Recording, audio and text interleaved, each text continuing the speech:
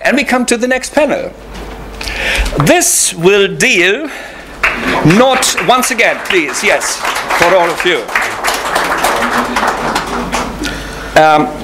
To present our next introducer, Andreas Eckert, and speaker, is absolutely unnecessary. All specialists in African history in this room are very familiar with him. But beyond the specific socialization and specialization, we know Eckert from different debates, and especially also in the context of post-colonial thought and post-colonial debates, a very central question for our debate. That he's professor for this special area at Berlin, and the center is dealing with the life cycle, is well known to the public. So I will leave the floor to you, and I'm really very curious to learn, as I learned before in the first session. My image of globality is changing. Okay, thank you very much. I have one problem now, because so far the workshop was presentations, and then presentations seen briefly through the eyes of Werner Gebhardt, and that was it. So I don't know if we have at least a bit of time for discussion, otherwise we will just have a row. So I will radically shorten my paper, and then Mira will present her project as an example of the kind of debates we have at Rework, and then there may be at least some minutes for questions or reactions, also maybe then to the other papers, because one of the points was, of course, they were all very interesting, but I still don't know why globality is useful as a concept. It's somewhere out there, but that was it. This is the sad truth we have all to face, that the only thing we can do for 8 hours a day is working. Although I must say I used this in an article for the Frankfurter Allgemeine a few years ago, and I got a letter from a teacher from Erkenschwick. So he wouldn't love for 8 hours. No, he would. He said he has so many colleagues who are able to drink for far more than 8 hours.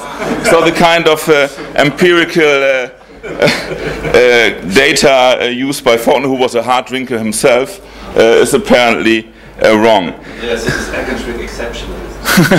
Okay, that's right. Anyway, so I had in principle wanted to offer a tour d'horizon through the kind of issues we are discussing at our center, but we'll just concentrate for the sake of time. So all these are the three kind of big issues we are tackling. It's the history of work, it's life course, and it's global history or global perspective. I will just talk about our global history approach, because we neither use globality nor globalization as kind of leading concepts, because we don't see them as very useful analytical tools. I mean, they are around, but they cause in a way more problems when you use them as an analytical issue than they help you to really solve questions or ask questions more fundamentally. And our understanding, and we share this understanding with most protagonists of global history or global labor history for that matter, is that this global history is more an area of concern than a theory to which everyone must adhere. And what is of particular importance here is the combination and the compatibility of comparison and entanglements. And one of the big debates in many ways is to what extent a closer look at entanglements and a comparative perspective can be combined, or to what extent they have to be exclusive. So this is one of the kind of huge methodological questions we have in mind. Another issue is, as you said, the post-colonial approach, or at least colonialism and colonial labor and work as a kind of fundamental issue where many of the strands we are discussing are coming together. And this is something I think which is important, and which I missed so much in Martin Albrough's paper, is that we learned, at least from post-colonial studies, the huge importance of positionality, from which standpoint we are speaking, and just to let disappear all the kind of huge differences, just thinking of race and gender as some of the more prominent parts, under a universalizing we, but this we is mainly the point of, at least in this paper, nearly or already dead white male and kind of London Oxford perspective. I think this is something which is crucially important in order also to understand a couple of the issues we are discussing. And one of the things we are looking at is not only to what extent concepts and ideas of labor and life course have been spread over to the colonies, but also to what extent this journey and the experiences on the ground then in retrospect or in return have shaped developments in the metropole as well. And the globalization of the field, if I may use this term for once, has also led, and this is another important part of discussions we have, to new questions about old and familiar concepts.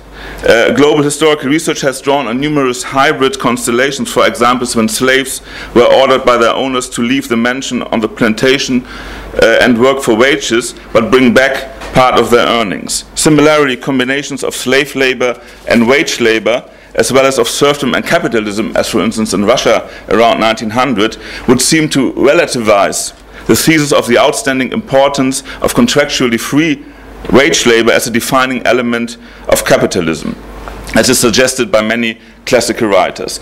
Also, redefinitions of class are well underway, and especially the relationship between free and unfree labor, which is kind of coming back on the agenda, and is also not only coming back for plantation areas or for the non-European world, but very much coming back into the center of Europe and of the capitalist world as well. While within the West, the history of labor movements has lost much of its previous attraction for scholars, the global history of labor movements still offers a lot of space and excitement, so to speak. And here again, for example, comparisons that show that the specific combination of protest, emancipation, and reform/revolution defining classical labor movements in the West have been specific to Europe or the West. I mean, this is a big question. It's always assumed that it is like this, but only a kind of global view may really confirm this or also show the differences within the West. And it also has interesting effects, and this was also some of our projects, about a European memory culture in which memory of work, labor, and labor movements is not that visible compared to many other elements you can find there.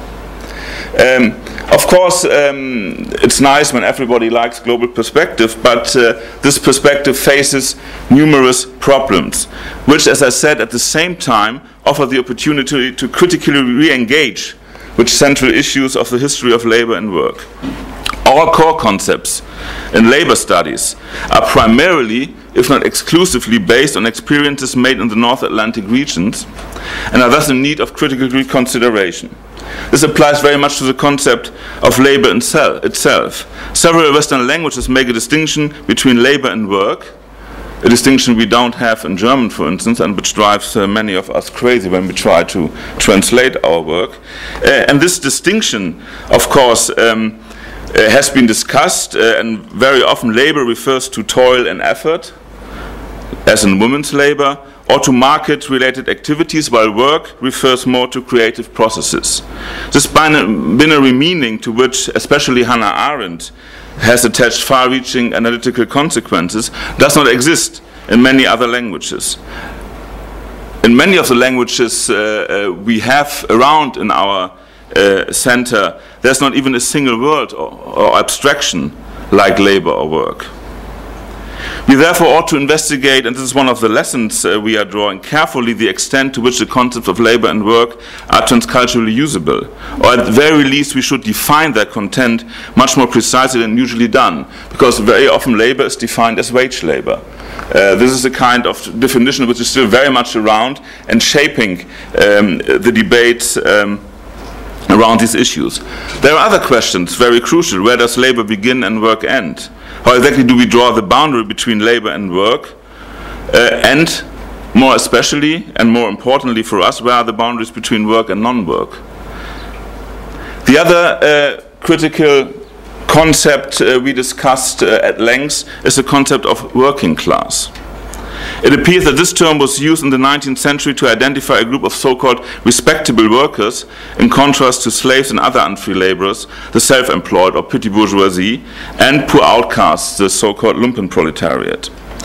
This interpretation, however, does not seem appropriate to the global south at all. Where unfree labor may have been rather exceptional in the global north during the last centuries, although existing and in many parts coming back, it has been a rule in large parts of Asia, Africa, and Latin America. So we will have to devise, and we are kind of trying this, a new conceptualization that is less oriented to the exclusion than to the inclusion of various dependent or marginalized groups of workers. There are many other forms that demand equal intention, such as chattel slavery, indentured labor, and sharecropping. The implication of this is that the disciplinary boundary of labor history will become more fluid, and this is a project which is very well underway. The historiography of chattel slavery, which until recently was not generally taken into account by labor historians, overlaps significantly with global labor history. A similar point could be made about the history of indentured laborers, for example, as the famous Indian coolies who were also employed in other parts of Asia, Australia, Africa, and the Caribbean. So the argument here is, to put it very brief, that kind of global perspective, as a perspective and not as a kind of theory, is helping us to reconceptualize a number of issues, and that is what we are doing. And of course the point is not just talking about it, to do it, and we have this kind of projects which try to look at these issues at very concrete examples.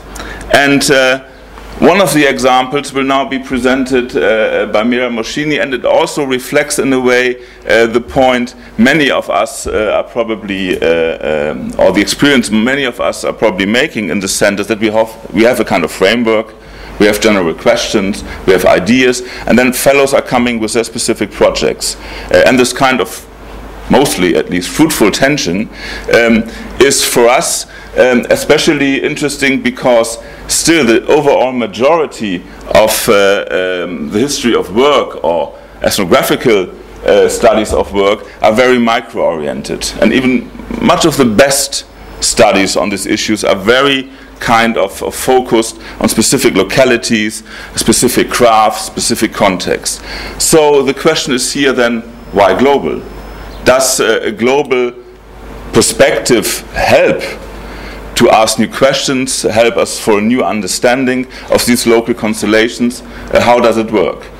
And Mira's example from India, and she's an anthropologist from Goldsmiths College in London, is one effort to make sense of the global without buying the concept as a kind of new trendy thing which you have to well. And this is, in a way, reflects much of the discussions we have, and I think it is good to have this kind of concrete example to show how this tension goes and what we can gain from a global perspective on work. So I was extremely brief, which I liked.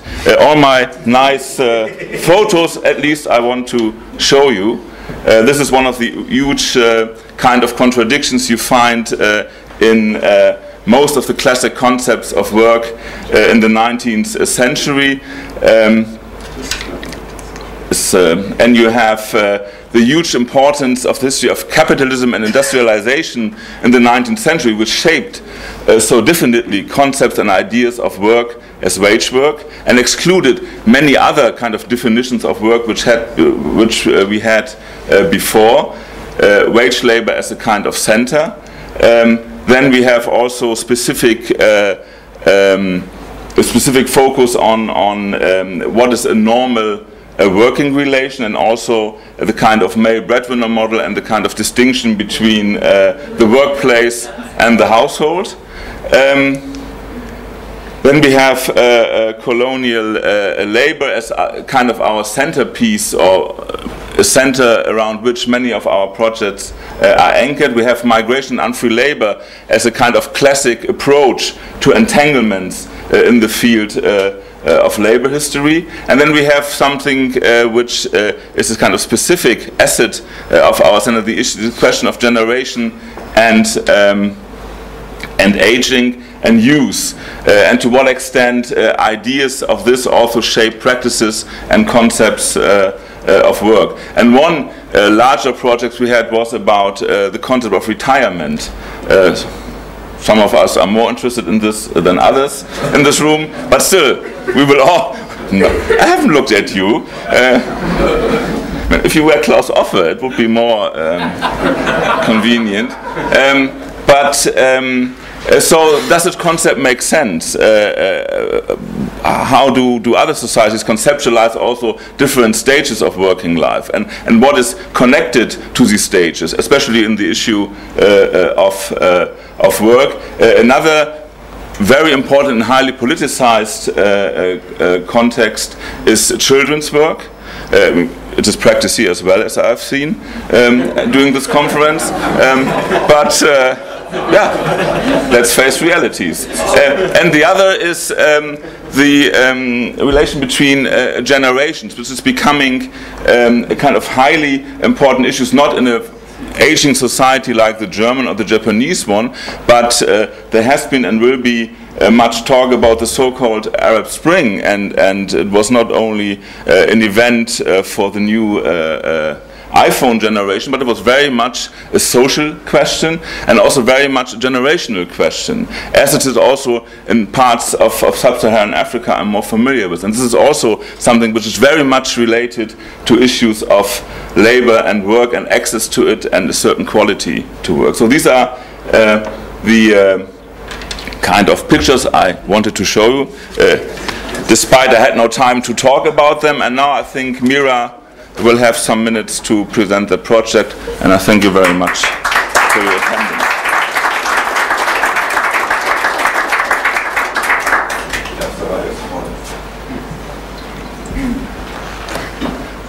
Okay, thank you. So as Andreas mentioned, I'm an anthropologist, and I'm I came to Rework, and I'm very new to the concept of global history and just the discipline of history in general. So I have some few comments, brief comments to make about that, and then in the second half, it's a brief presentation, but in the second half I'll talk about the specifics of my project at Rework. So in this presentation, I want to focus on how we think about and use concepts in framing the specificities of our research, of our particular research questions. The concepts that I'll briefly discuss are the three that form the mandate at Rework. And these are, of course, work, global history, and life course. What I find most interesting and consequently most provoking about these concepts, especially with regard to work and life course, is that they're very loosely anchored, if at all, to any specific historical, regional, or ideological trajectory.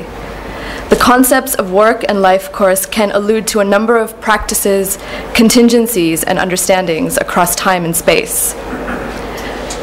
Of course, this is not to say that the concepts of work, and to a somewhat lesser extent life course, have not been differently appropriated in order to set some agenda or fulfill a need. However, it is precisely deciphering these processes of appropriation that should become part and parcel of the scholarly exercise. In other words, we should be asking, how have these concepts emerged? How have they been employed at different times and in different places, and for what purposes? In this vein, from a methodological perspective, I find the philosopher Ian Hacking's elaboration on the notion of the concept to be quite helpful. He writes, and I quote, "A concept is nothing other than a word in its sites. That means attending to a variety of types of sites, the sentences in which the word is actually used, those who speak those sentences, with what authority, in what institutional settings, in order to influence whom, with what consequences for the speakers." End quote. In addition to the sites of concept formation that Hacking mentions in this quote, I'd also like to add that place and locality are both important social fields in which concepts such as work and life course uphold meanings that are historically contingent and culturally specific. In focusing on sites of concept formation, it becomes clear that, particularly at the micro or ethnographic level, these are actually sites of contestation in everyday politics.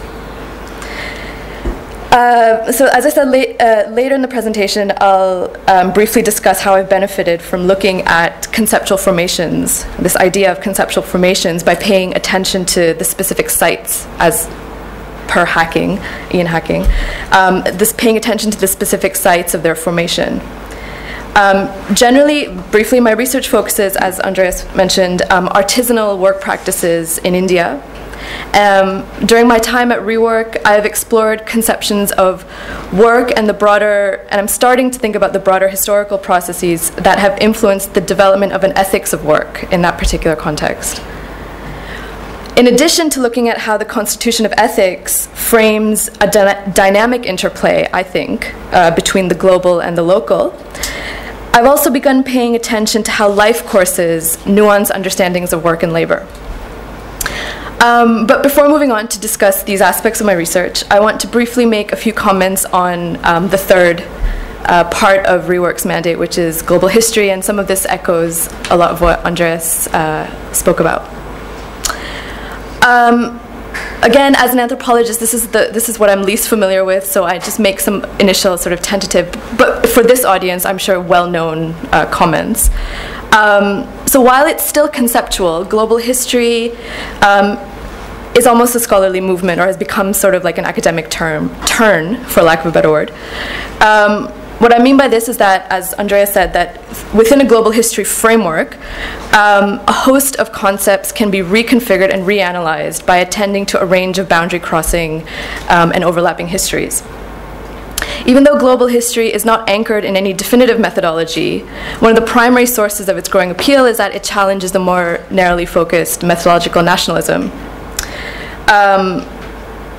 which, as I understand from reading the brochures here, that this is a sort of a core binding concept that globality tries to, this thing about globality tries to question.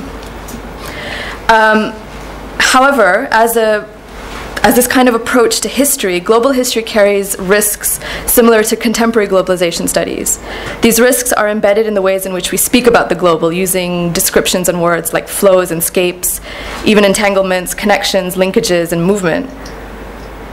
These allude to a conceptual framework that encapsulates both past and present in a complex and seemingly open-ended process of transformation.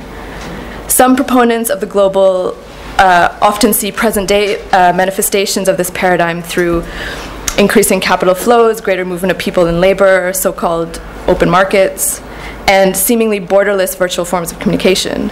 The very concept of boundaries and boundedness is tossed aside or argued to have little relevance, particularly in relation to the spread of capitalism, modernity, and various related labor practices. In particular, the construct of the nation-state, as we know, is often reassigned to a diminished place in historical inquiries, as its existence is challenged from movements that do not necessarily need the recognition of state boundaries and borders. However, as we've all become too aware, these words that shape this concept of the global underscore one of its main problematics, that there's an air of inevitability, a teleology towards more interconnection and more entanglements.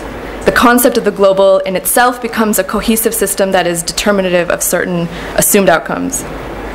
The present is viewed as a kind of epitome of connectivity, and this presentist bias is constructed as a benchmark from which to analyze a kind of proto-global past. In adopting a global history approach, a growing critique is that there's a risk of amplifying and systematizing connections, flows, and movements, and all these other sort of words that occur on this sort of global scale, while eliding the more uneven ways in which connectivities are forged. The historian Fred Cooper calls this sort of overlooked unevenness a kind of lumpy globalization.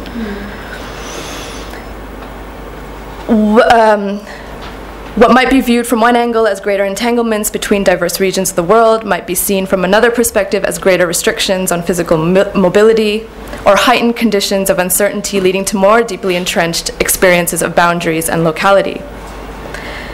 Some recent anthropological work, for instance, has challenged some of the systemic assumptions that underlie globalization and notions of the global. In their volume entitled "The Meaning of the Local," The anthropologists Geert Deneuve and Henrike Donner argue that there is a striking asymmetry in the globalization literature whereby the local increasingly derives its meaning from its juxtaposition to the global. Similarly, Arturo Escobar has argued that place and placemaking has been erased from accounts of global flows. As such, there is a need to refocus on the continued vitality of place and placemaking within the framework of globalization as well as global history. So during my time at Rework, I've become a little bit more familiar with what the moves towards so-called globality or the global entails in various disciplines, and also familiar with the increasing critiques of global history and globalization. Unlike some assumptions that view the global-local relationship as a one-way linear projection of the global onto the local, I've begun thinking about how localized conceptions of work practices are situated within a global history framework. But at the same time, I also explore the ways in which certain practices remain particular to localized contexts. So my work, very briefly, I worked with, I did my fieldwork in the old city of Delhi, which is a 17th century city which was built around as a result of the Mughal Empire and the building of the fort of the emperor. And it was really a city that was based on workshops and craft manufacture and all sorts of manufacturing. And to a certain extent, it remains like that today. Like, although what's being manufactured has changed, obviously, it's still very much a city of workshops and manufacturing and an informal economy of craft production. So I worked with Muslim artisans who both live and work in the old city. And for my project at Rework, I wanted to understand the conjunction of ethics and religion with regard to the work practices and the articulation of work that I observed in that space. So my tentative title for my project at Rework was called Work as Devotion, and the ways in which certain subjectivities get produced through work, but also through a particular formation of ethics. So with regard to this question of work, ethics, and religion, I've begun asking some initial questions. How is work talked about as a concept in itself? How is the concept of work deliberated? Or, again, going back to Ian Hacking's idea, in what sites does the concept emerge?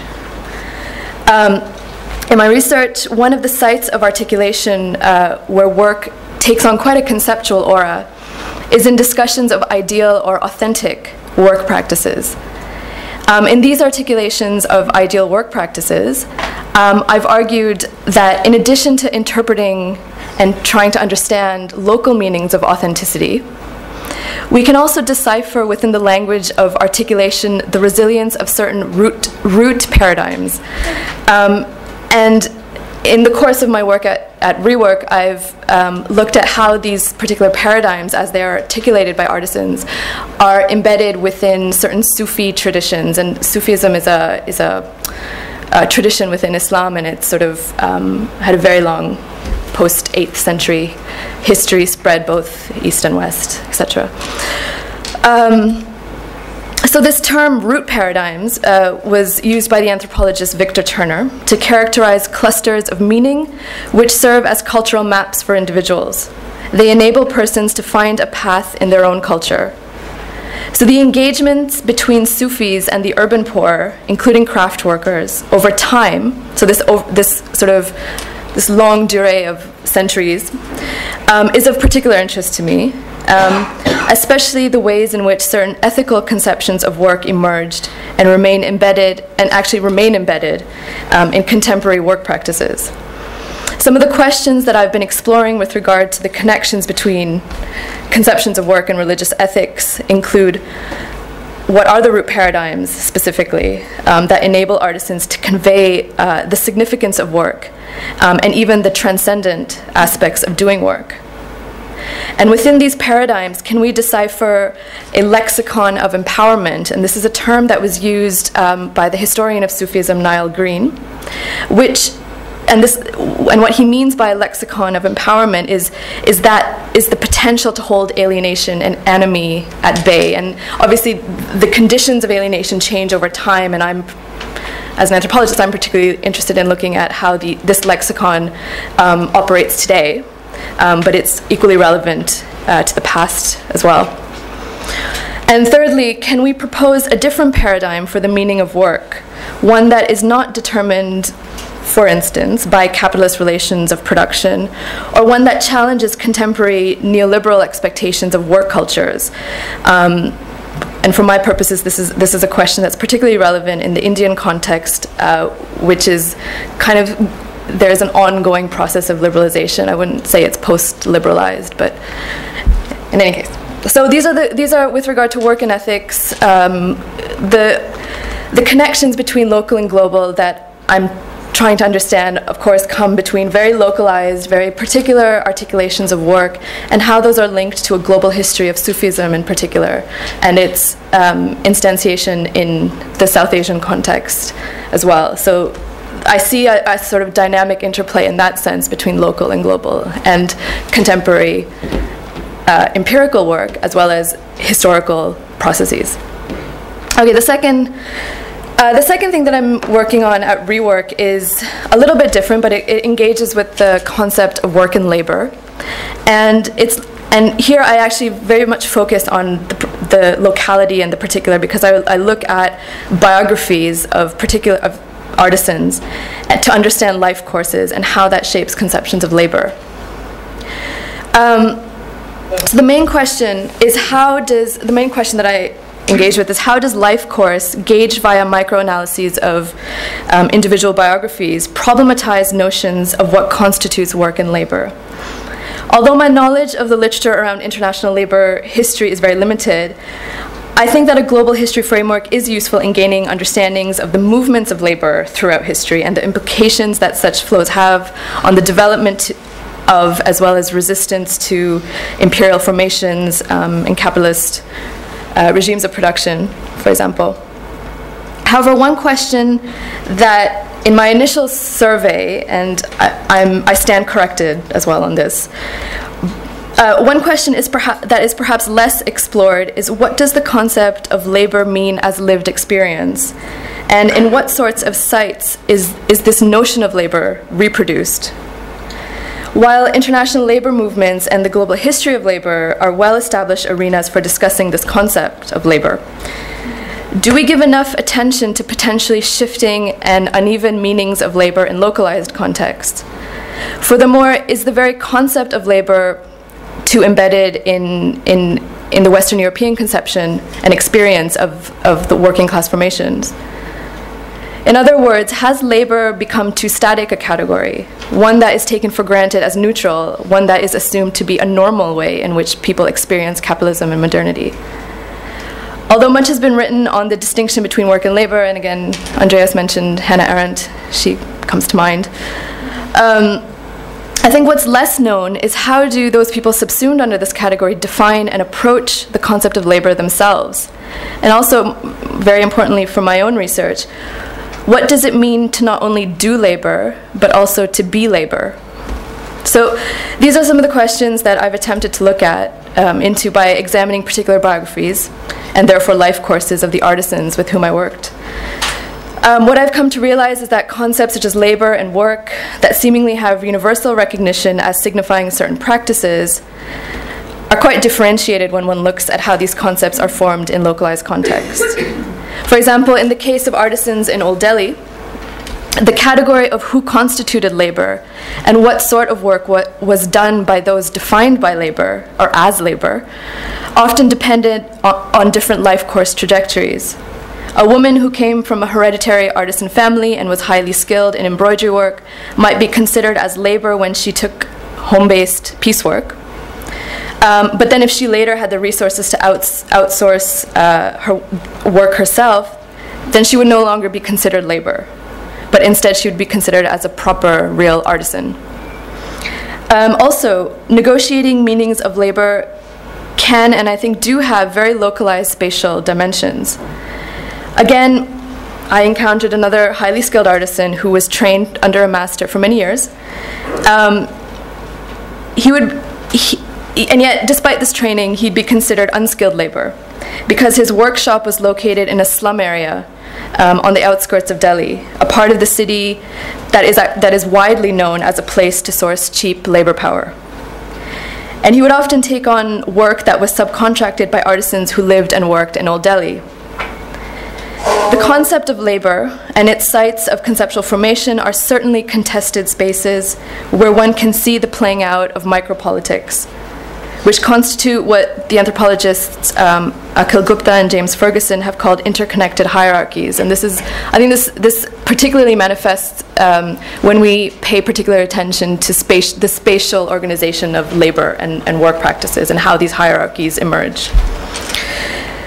So I've left this presentation a little bit open-ended because I wanted to present some of the ways that I've been thinking about the relationships between concepts of work as well as labor, life course, and global history. In particular, I think it's exploring the unevenness of the global and what kinds of particular and even localized sites of concept formation emerge out of this unevenness. And this is what I find most interesting about working in the context of rework and within these three concepts that have become part of the center. So thank you.